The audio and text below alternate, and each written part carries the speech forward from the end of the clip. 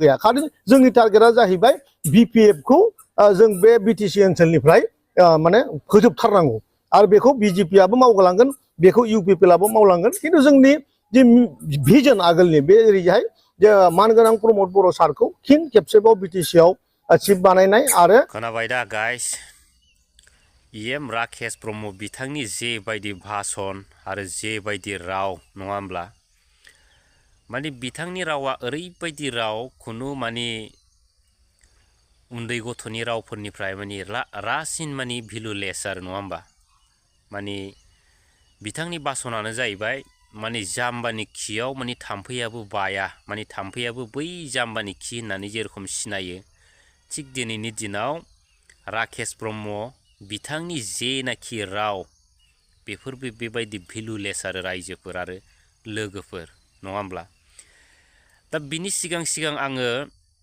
प्रमद बन्धु बिथांखौसो फंनैसो खोथा बुंनो सानदों राकेश ब्रह्म बिथांखौ लानानै आरो लोगोफोर दा दिनैनि दिनाव प्रमद बन्धु बिथाङा राकेश ब्रह्म बिथांनि बबे टेलेन्टखौ नायनानै एबा बबे एंगेलजों नायनानै बिथांखौ सासे माने दाउ अमा बोरमा बेफोरनि EM दोनखो माने बेखौसो जोङो बिराद साननो गोनां आरो लाजिनो गोनां आरो रायजोफोर नङा होमब्ला दा लोगोफोर आरो गाइस दा जेनाखि आदै राकेश बिथां नङा होमब्ला बिथाङा एकदम खुनुरुखुम बै मा होनो लटारिफ्राव जाखारनाय माने बाइक कार बा थाखाफोर जाखारनाय बायदि मा होनो बिथाङा माने खनसे आसलि बिसलि माने नैबे प्रमद बन्धु बिथांनि दिनाव EM मोनदोंमोन नङा होमब्ला दा बे EM मोननाय समावबो बिथाङा दिनैहाय मा खालामदों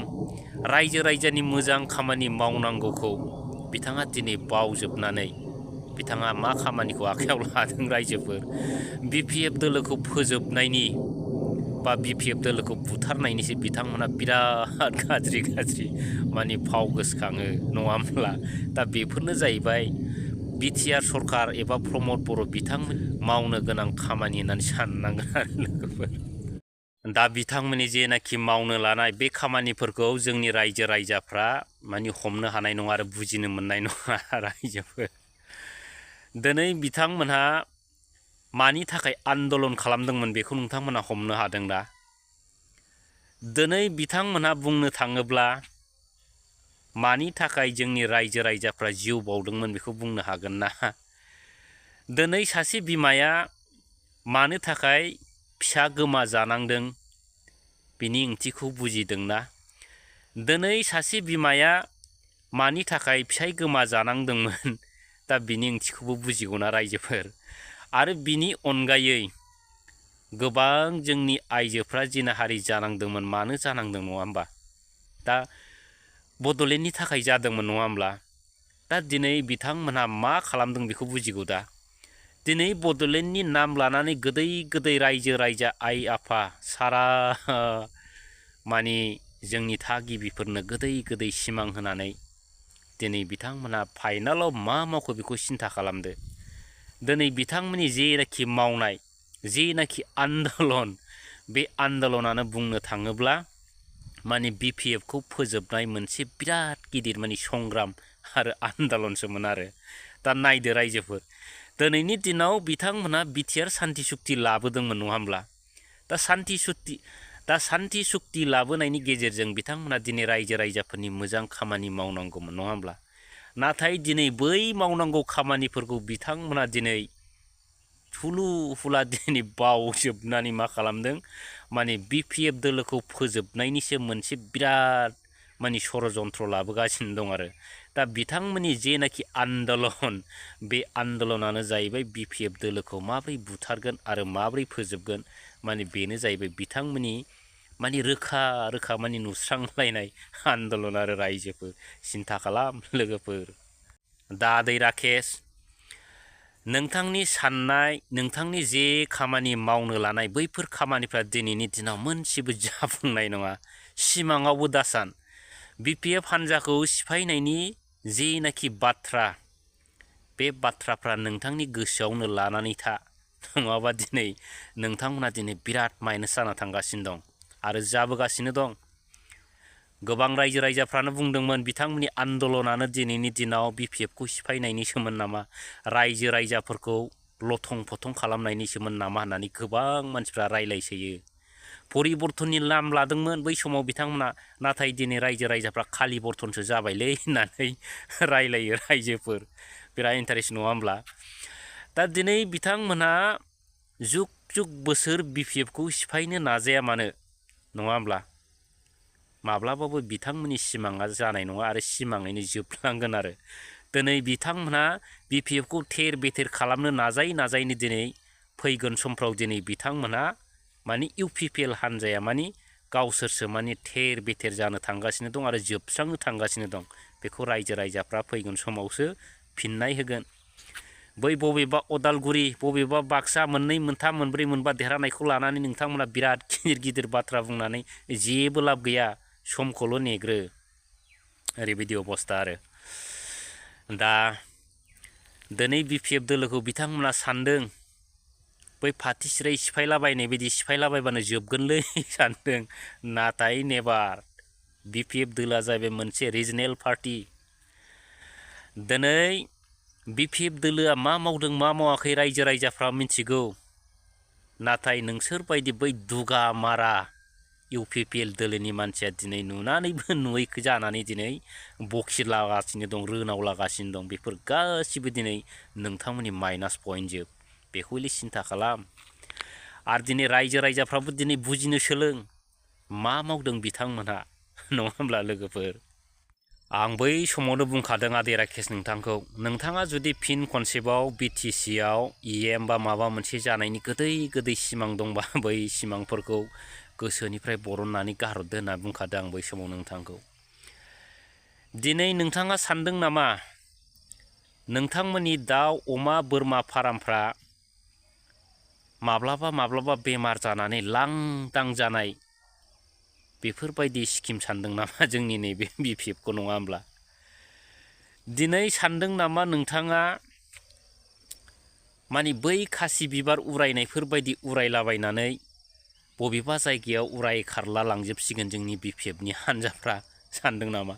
उराया, नेबार। रोदा सुदों ओरैबायदि आथाल आथाल रोदा, जे रोदाया 15 बोसोरनि रोदा, सानिखौ उखुबा सिंना थागोन, सिंनिखौ उखुबा आरो बिथोरनि थागोन, ओरैबायदि रोदानि अबस्था। नोंथांमोना फुनोबो हाया बे रोदाखौ। बिनिखायनो दिनै नोंथांमोना नैबे फैगोन गुसुं समाव मोजां सिन्था खालाम, मोजां खामानि मावदो, नङाबा जोब्बाय। दा दिनैनि दिनाव आदै राकेश, नोंथाङा सोर साबसिनो दाउ अमा बोरमा राननानै जोंनि बिटिसिखौ डेभेलप खालामखो, नङा होमब्ला? एक्सुवेलि खालामदोंबो खोमा, खिन्थु जोंनि ओरै गैया आरो जिर'। नोंथाङाथ' जेबो होनो हायाखै, खिन्थु जुदा जायगाफ्राव खालामदों खोमा, जानो हागौ। खोनादों माबा एकदम माने दाउ बोरमा गासिबो अमाफ्रानो माने आदै राकेशनि नाम जोब जाहैदों, लेभेल स्टाफ जोबनाय होननाय खोनादों आरो। अमाफ्रावबो बिथांमोना इलेक्ट्रिकजों माने आदै राकेशनि नामखौ लिरदों होननाय खोनादों। बै दाउ अमा बोरमाफ्राव गासिबो आदै राकेशनि नाम जोबनाय खोनादों। खिन्थु नंगौना नङा खोनानायसो आरो। दा रायजो राजाफ्रा बुंसोलाबायदों, ओरै आफार आसामाव गिलु फालु दाउ अमा बोरमा फाराम होबायनो आदै राकेशआ, ओमफ्राय दाउ अमा बोरमा माफ्रोमबो नुनाय मानि आदै राकेशनि नाम जोब होननानै बुंदों। दा बिसिबां सैथो माने समासो फोरमायसिगोन ना उल्थासो बुंखो, आंबो बेखौ हमनो हायाखिसै फाग्ला फाग्लानो। दा जिखुनु हक फैगोन समफ्रा नोंथांमोननि थाखाय बिराद गाज्रि सम। आरो दिनै इउपिपिएल दोलोखौ सोर दैदेनगिरिया गाज्रि बानायदों आं बेखौबो बुंसै। बेनो जाहैबाय 1 नम्बराव आदै राकेश बिथाङा जाहैबाय इउपिपिएलनि फिल्डखौ गाज्रि बानायगासिनो दं। आरो 2 नम्बराव जाहैबाय माने बेनो जाहैबाय आबु गबिन्द बिथाङाबो इउपिपिएल बा प्रमद बर' सरकारखौ बिराद माइनास खालामगासिनो दं आरो रायजोखौ। बेखौ हले गोसोआव सोनानै ला मोजाङै। दा बुंनो थाङोब्ला दिनै नोंथांमोननि जेनाखि मावनाय, दिनै प्रमद बन्धु बिथांनि बा बिटिआर सरकारनि जे खामानि मावनाय, बेफोरो जाहैबाय मोनफ्रोमबो खामानियानो दिनैहाय माने मा होननांगोन, सैमा हालेवनायाव अमा गाग्लिनाय रायजोफोर। दा लोगोफोर आरो रायजो राजा आरो आंनि चेनेल अनसायगिरि साफ्रोमबो नोंथांमोन, जोबनायाव फिन खनसेबाव आंनि गोसो गोरबोनिफ्राय अननाय खुलुमनाय सिबिनायजों नैबे आंनि चेनेलाव बरायनानै लाबाय आरो दिनैनि दिनाव गोबां बाथ्रा सावरायबाय आरो गोरोन्थि जायोबा निमाहा होदो रायजो राजा आरो नोंथांमोन। दा जोबनायाव आं बेखौनो दिनै बुंबावगोन, सोरबा इसोर सोरबा भगबान माने सोरगोनिफ्राय बिथांमोना नामायबोबाबो माने नैबे बिपिएफ दोलोखौ माब्लाबाबो थेर बेथेर खालामनो हाया आरो सिफायनो हाया।